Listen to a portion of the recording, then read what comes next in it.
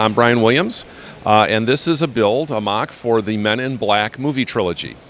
The Men in Black came out 20 years ago, and it's now just about time they're going to be doing a fourth movie next year. So I figured doing a mock to kind of celebrate that would be appropriate at this time.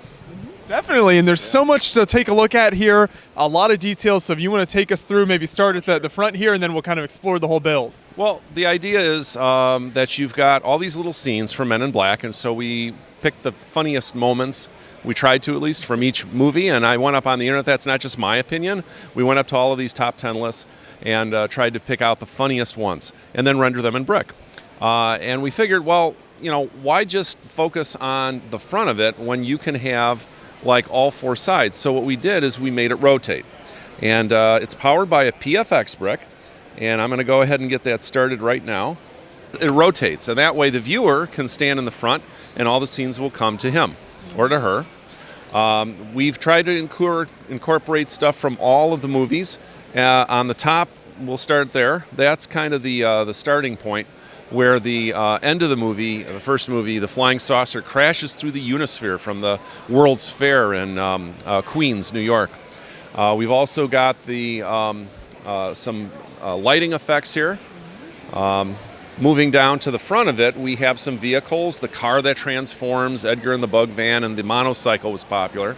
And then below that, we have all of these rooms, including the entrance to the Men in Black. This is Boris the Animal Cell on the moon. You know, he had this Lunar Max security prison. Over here we have the couch scene with the weapons. You know, that's in Kay's apartment, where he walks in and says, "Hey guys, I just need to pick up a few things." People don't know this, but in the actual movie, the three people sitting on the couch are actually Barry Sonnenberg, his wife, and his daughter, the director of the film. So that was kind of interesting. We've also got the Chinese restaurant where in the third movie he got to battle a big fish who wanted to eat him, an alien fish, I guess. The headquarters scene, I think, is the big one, and it's got all the characters, including Bob and Ray, and we use lighting on the sides, side-lit panels to simulate that lighting effect, and it works pretty well because it looks a lot like the movie. Yeah, no, that's awesome the way you were able to achieve that, not just kind of shining down, but from kind of all the sides there. Sure. Over here we have the testing scene. Now the testing scene, this is where Jay, Will Smith's character, he gets tested along with everybody else for, you know, they're going to pick one, the best of the best, so to speak. And to do that, we've actually got sounds. I've got a 5-minute soundtrack that's running, although it's a little hard to hear at the in the show atmosphere here. Maybe you want to dub it later, I don't know. But we also have quotes, and we have the best of the best, and it's on a musical cue, so I can... So there you go. So I can trigger it. So in the testing scene, as I mentioned, we tried to replicate the movie. If you look up at the ceiling, you'll see several of the scenes, including this one, have fully incorporated ceilings. And I modeled it just like the real one, where it doesn't touch the walls. It's suspended. And that's so that the light can filter in around it and hang, you know, kind of come down the walls. So the whole scene is actually rendered in light blay. All of the walls, the ceiling, everything is light blay, but it has visual texture because of that lighting effect. So, yeah, that was kind of cool. And then we've got some other stuff. You know, of course, the logo on the front is backlit, and it's got some almost Miniland scale figures. They're a little short. I remember I was talking to somebody who corrected me on that. Close enough.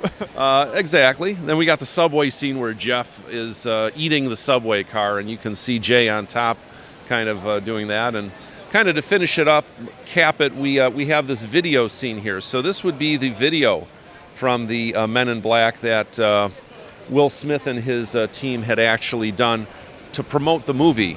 And it does have some user interaction. You can actually make them dance right like that. So there you go. That's Men in Black, the mock. Yes. That's incredible. So when you first started kind of planing this build, it's got all these layers, all this lighting incorporated. How did that planing process go as you kind of began thinking about how the build would look? Good question. Well, I started with it knowing that I wanted to do all four, and so it had to rotate.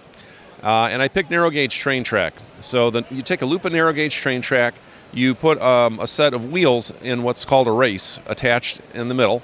Then you throw another loop of narrow gauge track on top of it inverted, and that forms a roller bearing.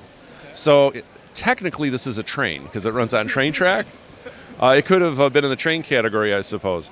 But anyways, it is all writing on that. And then I kind of sized it out, and I debated for a while whether, because it started out at 20 inches wide and deep, and I said, well, should I go to 25? 25 is the biggest you can safely do on a 30-inch convention table. But it also makes it more difficult because you can't carry it. At 20 inches, one person could manage it. 25, it gets a little bit dicey. We did try to minimize the weight. There's a very lightweight lattice work of Technic beams underneath, and then I use panels. The outside is structural. It's also reinforced vertically with Technic beams on the inside. All that's hidden, but it is extremely robust, and it's very messy. I'll let you take a look inside if you want. There's a little access door that we use for the lighting and batteries. Here, let me just take the car off here. That's cool. Yeah. Get a little look inside here. Exactly.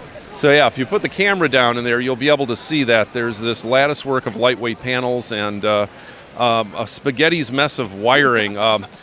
Your first build, you're always just trying to get it to the show, and that's where this is at. Second build will be for detail. The third build will be for structural stuff. You'll go back in and optimize it. So yeah, I'll take care of the wires eventually. What is that lighting from? Is that specialized like Lego lighting or? Well, I'm actually representing all three lighting manufacturers in the Lego community here. Okay. So most of it is by Brick Stuff, which is over there.